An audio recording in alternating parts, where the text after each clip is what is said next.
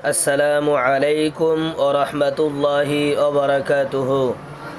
আলহামদুলিল্লাহি রাব্বিল আলামিন ওয়াল আকিবাতু লিল মুত্তাকিন ওয়াসসালাতু ওয়াসসালামু আলা সাইয়্যিদিল আমবিয়াই ওয়াল মুরসালিন ওয়া আলা আলিহি ওয়া আসহাবিহি আজমাইন। আম্মা বা'দ, ফাকাদ ক্বালা আল্লাহু তাআলা আউযু বিল্লাহি মিনাশ শাইতানির রাজীম। বিসমিল্লাহির রহমানির রহিম। কুতিবা আলাইকুমুস সিয়াম কামা কুতিবা আলাল্লাযীনা মিন ক্বাবলিকুম। সাদাকাল্লাহুল আযীম। ওয়া ক্বালান নাবিয়্যু সাল্লাল্লাহু আলাইহি ওয়াসাল্লাম তারাকতু ফীকুম আমরাইন কিতাবুল্লাহি ওয়া সুন্নাতু রাসূলিহি আও কামা ক্বালা আলাইহিস সালাতু ওয়াসসালাম। সম্মানীয় ভিউয়ার্স, আজকে আমি আপনাদের সাথে আলোচনা করব দুইটি মাসআলা নিয়ে। প্রথম মাসআলা হলো, কোনো বান্দা রমজান মাসে সেহরি খেয়ে রোজা রাখার নিয়ত করে নিল, অথবা রমজান মাসের বাহিরে অন্য কোনো মাসে রাত্রে অথবা দিনে রোজা রাখার নিয়ত করলো, অর্থাৎ নিয়তটি রাতে অথবা দিনে করলো সূর্য উদয় হওয়ার আগে।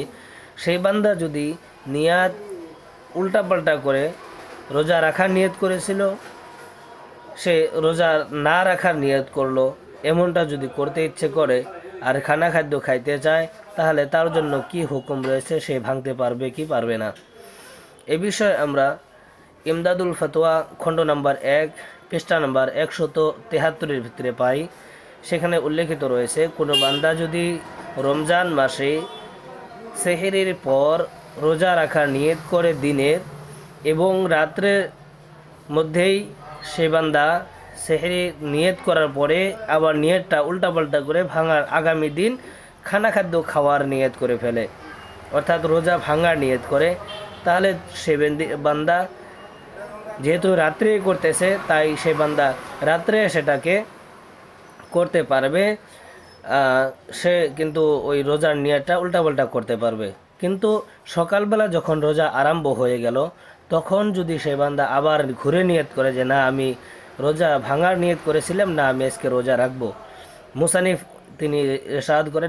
ইরশাদ করেন যে ইনি কিন্তু একটি বেকার কাজ করলো। তাহলে যদি রোজা রাখার নিয়তই করবে, তাহলে মাঝখানে তোমার ভাঙার নিয়ত করার দরকার ছিল না। সুতরাং ওই বান্দা যদি রোজাটা ভেঙে ফেলে এবং খাদ্য খেয়ে ফেলে, তাহলে তার উপরে কিন্তু শুধুমাত্র কাজা ওয়াজিব হবে, কাজা লাজিম হবে, কাজা তাকে আদায় করতে হবে, তার উপরে কিন্তু কাফারা ওয়াজিব হবে না। এবার আসেন, কোনো বান্দা যদি রাত্রবেলায় রোজার নিয়ত করলো, কিন্তু রাত্রেবেলায় রোজার নিয়তটা ভাঙে নাই, দিনের বেলায় সেটা ভাঙলো এবং খাদ্য খাইলো, তাহলে তার উপরে কাজা এবং কাফারা দুটাই ওয়াজিব হবে।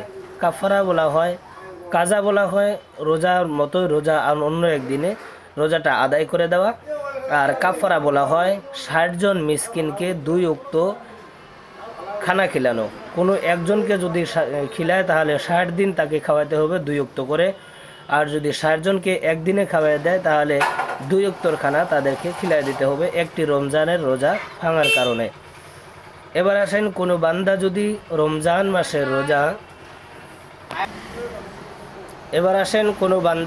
রমজান মাসের বাহিরে অন্য কোনো মাসের নফল রোজার নিয়ত করলো রাত্রে, এবং রাত্রের মধ্যে ভেঙে ফেললো, তার ক্ষেত্রে কিন্তু কাজা এবং কাফারা কোনোটাই ওয়াজিব হবে না। এটা রমজানের বাহিরে।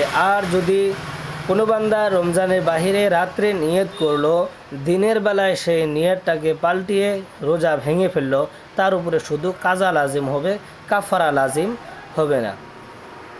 যদি কোনো বান্দা মোতাইন দিনের মধ্যে রোজা রাখার নিয়ত করেছে, যে সপ্তাহে শুক্রবারে খালি রোজা রাখবো, অথবা মাসের প্রথম শুক্রবারে রোজা রাখবো প্রত্যেক মাসে, বা বছরের আমি 3 দিন 4 দিন রোজা রাখবো অমুক অমুক দিনে, তাহলে কিন্তু সেক্ষেত্রে বিনা ওজরে কোনো অসুবিধা ছাড়া সেক্ষেত্রে কিন্তু ওই বান্দা রোজার নিয়তটি ভাঙতে পারবে না।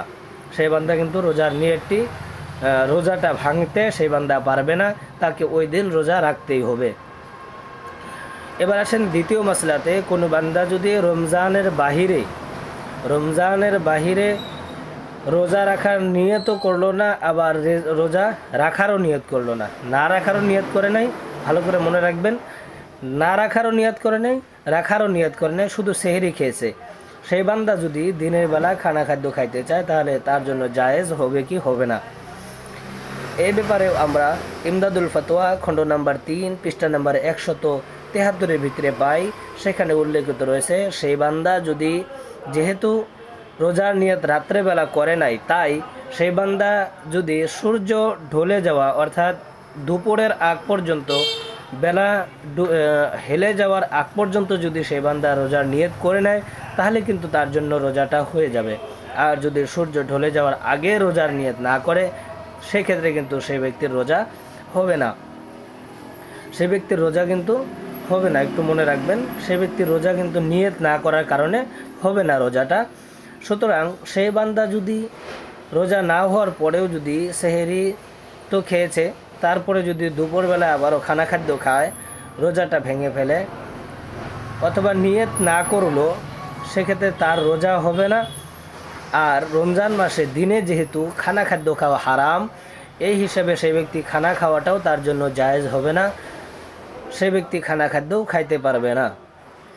আর যদি সেই ব্যক্তি খানা খাদ্য খায় তাহলে কিন্তু তার উপরে কাজা ওয়াজিব হবে, রমজান মাসে আরও একটি রোজা তাকে রাখতে হবে। আর যদি সে খানা খাদ্য না খায়, অমনি রোজার নিয়ত না করে যদি সারাদিন কাটিয়ে দেয়, সেক্ষেত্রে তার উপরে কিন্তু কাজা লাজিম হবে না।